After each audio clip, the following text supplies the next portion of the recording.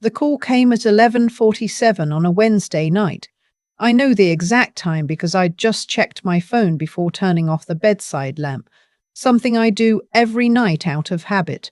My daughter's name lit up the screen, and my first thought, the instinct of every mother, was that something terrible had happened. Mom. Her voice wasn't scared, it was tight, controlled, the way she sounds when she's annoyed but trying not to show it. Liam's card got declined at the hotel, the one in Whistler. They're saying they'll hold his bags until it's cleared. We need $3,000 transferred tonight. I sat up slowly, turned the lamp back on. Tonight, I said. Yes, tonight. They won't let him access the room properly. It's embarrassing, Mom. Just e-transfer it and we'll sort it out when we get back. I looked at the wall across from my bed. The framed photo of my late husband and me on our 25th anniversary. Niagara on the lake. He was laughing at something I'd said. I can't remember what anymore. Call your husband, I said. This is between the two of you. And I hung up. I turned the lamp off again and lay there in the dark, listening to the quiet of my house, the pipes settling, wind off the lake. I thought about how I painted that bedroom myself 22 years ago when my daughter was 9 and kept handing me brushes she'd already gotten dirty. I thought about how this house had been in my name, and only my name, since my husband passed 6 years ago. And then I closed my eyes and went to sleep. I should back up. My name is Catherine. I'm 64 years old. I live in a house on the Niagara Escarpment that my husband Wendell and I bought together in 1989 when the price was something a teacher and a civil servant could actually manage. Wendell died of a heart attack in the spring of 2019. He was 61. No warning. He was shoveling the end of the driveway, the part the plow always misses, and he was just gone. My daughter Noelle is 33. She's sharp and funny and used to call me every Sunday without fail. She married Liam 4 years ago at a vineyard outside of St. Catharines. The wedding cost, and I say this not to be bitter, but because it matters to the story, just under $40,000. Noelle's portion was 15. Liam's family contributed some. I contributed the rest because Wendell would have wanted her to have the day she dreamed of, and because I could afford to, and because I thought it was a beginning. I did not know then that I was buying myself a problem. Liam is not a bad person. I want to be careful about that. He is charming and well-groomed, and very good at making people feel, in any given moment, like he's entirely on their side. What he is not good at, what he has never been good at, as far as I can tell, is money. Not the managing of it, not the planning, not the basic arithmetic of income versus outgoing. Within 8 months of the wedding, they were renting a 1-bedroom in Hamilton that was too expensive for what they were making. Within 18 months, Nail had quietly stopped contributing to her RRRSP. Within 2 years, Liam had left his job in sales, citing stress, which I have no reason to doubt, and was doing something he called consulting that seemed to generate a great deal of activity and very little income. It was Noelle who called to ask if they could stay with me for a while, just until Liam gets a contract finalized, she said. Probably 2, maybe 3 months. We'd be out of your hair by spring. It was October. I said yes. I want to be honest about that. I said yes because she was my daughter, and because the house has 3 bedrooms, and because I remembered being young and stretched thin and grateful for a soft place to land. I moved my sewing things into the basement. I bought an extra set of towels. I told them the only thing I asked was that we share the kitchen fairly and that they let me know if they were going to be out late. Not because I needed to know their business, but because I worried, and worrying alone is worse than worrying with information. They moved in on the Saturday with more boxes than I expected. The first few weeks were fine. Noelle made dinner twice. Liam fixed a sticky hinge on the back door without being asked, which I appreciated. We watched television in the evenings sometimes. It almost felt full again. The house. It almost felt like before. Then February came and the contract Liam was finalizing did not materialize. Then it was April and they were still there. Then it was summer and Noelle had taken on extra shifts at her clinic and was home less, which meant Liam was home more, which meant I was home more with Liam, which I had not signed up for, and which he did not seem to notice. He started offering opinions about the house, small things at first. He thought the living room furniture was arranged badly, that the couch blocked the natural light. He mentioned twice that the driveway could use resealing. He told me, in a tone that was almost gentle, that he'd noticed I kept the thermostat at 19 and that most people found 21 more comfortable. I told him I had lived in this house for 34 years and I found 19 very comfortable, thank you. He laughed like I'd made a joke. Then in September, 14 months after they'd moved in, he sat down across from me at the kitchen table and told me he'd been thinking about the house. The house, I said. It's a significant asset, he said, especially given where property values are on the escarpment. Have you done any estate planning? I looked at him. I thought about Wendell. Wendell had been a man who thought carefully before he spoke, who would have looked at this moment and understood exactly what it was. I've done what I need to do, I said. Because, Liam continued, and I noticed he didn't make eye contact when he said this, if you were ever thinking about how to structure things for Noelle's benefit, there are ways to do it that could be quite tax efficient. Gifting property, for instance, or a co-ownership arrangement. The kitchen was very quiet. Liam, I said, I'm going to ask you not to bring this up again. He smiled, the kind of smile that doesn't reach anything. Of course, just thinking out loud. I went upstairs. I sat on the edge of my bed. And then I did something I hadn't done since Wendell died. I called my brother Wallace, who lives in Barry and who is 70 and has no patience for nonsense of any kind, and I told him everything, every detail, from the October they arrived to the conversation I'd just had in my own kitchen. Wallace was quiet for a long time. Call Diane, he said. Diane is my family lawyer. She and Wendell and I went to the same church for 20 years. Call her tomorrow morning, first thing. I did. What Diane told me settled something in my chest that had been loose and uncomfortable for months. She reminded me of what I already knew but needed to hear out loud. The house was mine, solely mine. Wendell's estate had been straightforward. There was nothing Liam could do, nothing anyone could do, without my signature. She also told me that if I ever felt pressured, her word pressured, I should document everything. Dates, conversations, anything that struck me as significant. I started keeping a notebook. October came again, the 2-year mark, and nothing had changed except that it had gotten worse. Noelle had started siding with Liam in ways I couldn't quite track. Or rather, in ways I could track perfectly well but didn't want to believe. When I mentioned at dinner that I'd been thinking about repainting the guest room, she said carefully, maybe we should all decide together, since we all live here. When I told Liam I'd prefer he not park in the spot closest to the house because it was hard on my knees to walk around his truck in the cold, Noelle said I was being inflexible. The word inflexible, I wrote it down. I also wrote down the evening Liam mentioned, over a dinner I had cooked, that he'd spoken to a real estate agent, casually, like it was nothing. He'd been curious, he said, about what the property might list for given the market. He didn't look at me when he said it. He was serving himself salad. This property isn't for sale, I said. Obviously, he said, just numbers. I went upstairs after dinner. I didn't say goodnight. I sat at Wendell's old desk in the bedroom and I wrote down everything from that dinner. What was said, what wasn't said, what we were eating. Then I called Diane and left her a message. She called back the next morning. Keep writing, she said. And Catherine, how are you sleeping? Fine, I said, which was not entirely true. You know you can change the locks if you need to. You own the home. They are guests. I hadn't thought of it in those terms in a while. Guests. November was when things came to a head. Noelle and Liam had gone to Whistler for a long weekend.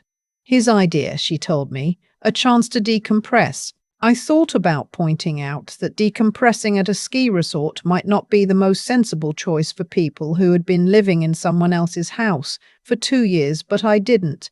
I smiled and said to have a good trip.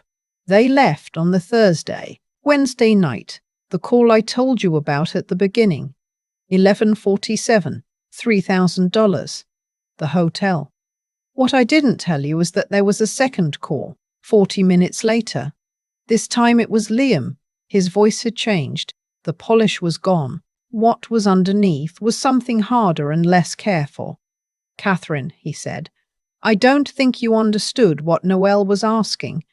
This is a real situation.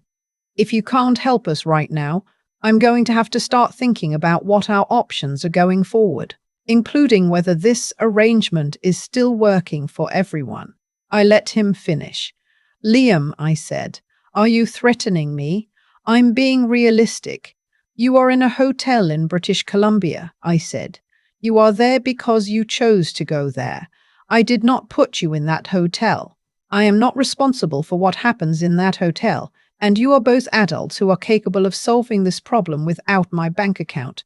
Silence. "Furthermore," I said, and I felt something settle in me. Something calm and clear like ice on a morning lake. "I want you to think carefully about what you just said to me. About options. Because I've been thinking about options too. And mine are further along than you know." I hung up. I didn't sleep after that. Not really. I lay there in the dark and I thought about Wendell, about how he used to say that people reveal themselves when they want something badly enough. I thought about my notebook, which by then had 4 months of entries in it. I thought about Diane. In the morning, I texted her, "Can we meet this week? I think it's time." She came to the house on the Friday afternoon, the day before Noelle and Liam were due back. We sat at the kitchen table with tea, and I showed her the notebook. She read carefully. She didn't say much until she'd finished. "Okay," she said. "Here's what I want you to know." What I want you to know, her words, is that a verbal suggestion about co-ownership arrangements or gifting property made to a homeowner in their own home can constitute the beginning of undue influence. That combined with the second call, the one where Liam had spoken about options and whether the arrangement was working for everyone, gave her enough to write a formal letter on my behalf, a letter that would make clear, in language that could not be misread, that the home belonged to me and that any further conversation about its ownership or value would be considered harassment. She also told me something I had been circling around for 2 years. "You can ask them to leave," she said. 60 days notice. In Ontario, it's different from a formal tenancy. They aren't paying rent. They don't have tenant rights in the traditional sense. You have more latitude than you might think. I looked at my kitchen, at the window above the sink, where I'd watched 30 years of winters come in off the escarpment.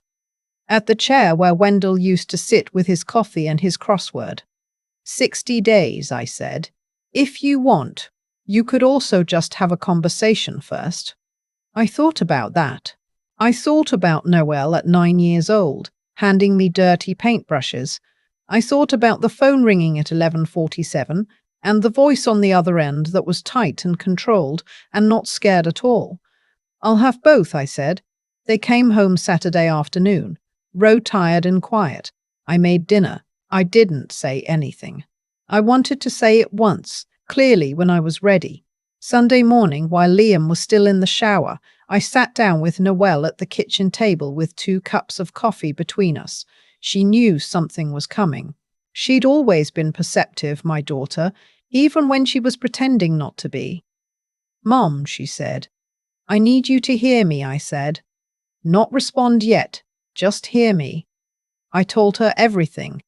The conversation about estate planning, the real estate agent he'd spoken to, the call from Whistler. I told her what I'd said to Liam on the phone and what he'd said to me. I told her I had been keeping notes since October and that I had met with Diane and that Diane had prepared a letter that I hadn't sent yet because I wanted to talk to my daughter first. Noelle was very still. "He spoke to an agent," she said. "He mentioned it at dinner. In October." He said he was just curious about numbers. She looked at her coffee. I didn't know about the agent, she said quietly. I know you didn't. We sat there for a while. I could hear the shower turn off upstairs. I love you, I said. I want that to be the thing you hear most clearly. But I need my home back. I need to be able to live in my own house without wondering what's being planned around me. And I need you to understand that this house is mine, that it will remain mine, and that nothing is going to change that.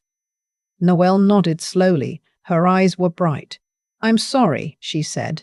Mum, I'm sorry, I know. I didn't see how bad it had gotten. I know that too. We heard Liam on the stairs. Noelle looked at me and straightened slightly, the way she does when she's made a decision. Liam came into the kitchen and looked between us.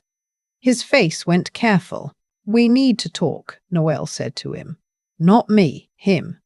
I got up and took my coffee to the living room and let them talk.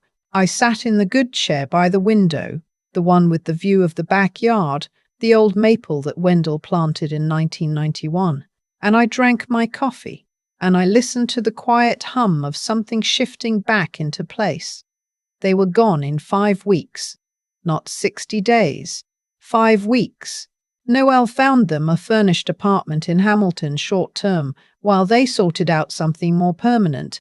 She asked me the last weekend before they left if she could borrow my good salad bowl for the new place. I said yes. I also said I would like it back eventually, and she laughed, a real laugh, not a careful one, and said obviously. Liam carried boxes to the truck without making eye contact with me. That was fine. I didn't need his eye contact. The last night they were there after Liam had gone to bed, Noelle and I sat up late in the kitchen.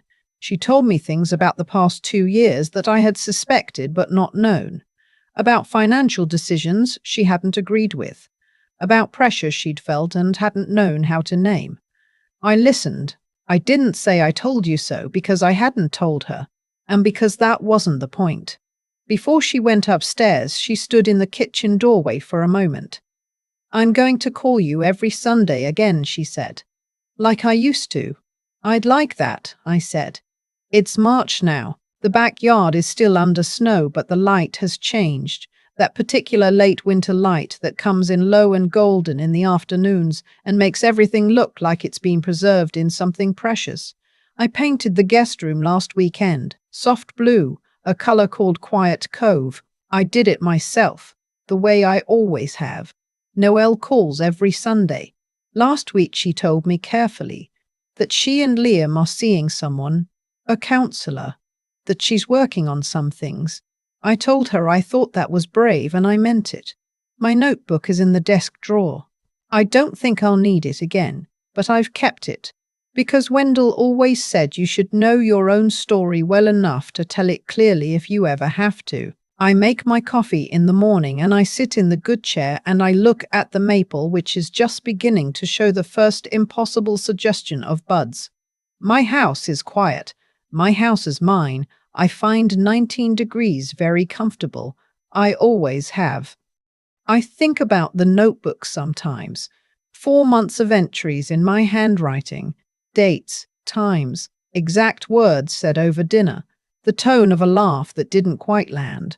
Wendell would have understood why I kept it. He always said that the clearest thinking happens when you slow down enough to write things down, to look at what's actually in front of you instead of what you hoped was there. What was in front of me for 2 years was a situation I had allowed to continue because I loved my daughter, and because love, when it's real, makes you patient in ways that aren't always wise. That's not a regret. It's just something I understand better now. Patience is a virtue until it becomes a way of avoiding a harder truth. And the harder truth was that I had stopped trusting my own judgment inside my own home, and that no one had taken that from me. I had set it down myself. One small concession at a time. What changed things wasn't anger. I want to be clear about that. There was no dramatic moment where I decided I'd had enough and flipped a table. What changed things was a phone call at midnight, and a voice on the other end that had stopped pretending. When Liam said the word options, the way he said it, flat and deliberate, like a card being placed on a table, something in me went very still. Not frightened. Still. The kind of still that comes when you finally see a thing clearly, after a long time of looking at it sideways. That clarity is its own kind of intelligence. Not the kind you get from a degree or a title, but the kind that accumulates quietly over 64 years of paying attention to people, to patterns, to the small moments where someone's character shows through. I had the information I needed long before that midnight call. I had been writing it down for months. What I needed was the courage to act on what I already knew. That's the part I think about most. Not the lawyer's letter. Not the 5 weeks it took for them to leave. The part I think about is sitting at Wendell's desk that October evening, after Liam had mentioned the real estate agent over salad, and picking up the phone to call my brother. That was the moment that mattered. That was when I chose to stop managing the situation quietly and start doing something about it.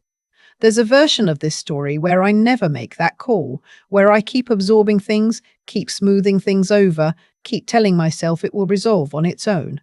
I know that version. I was living it. And what it cost me, the sleep, the second guessing, the feeling of being a guest in my own kitchen, was something no amount of keeping the peace was worth.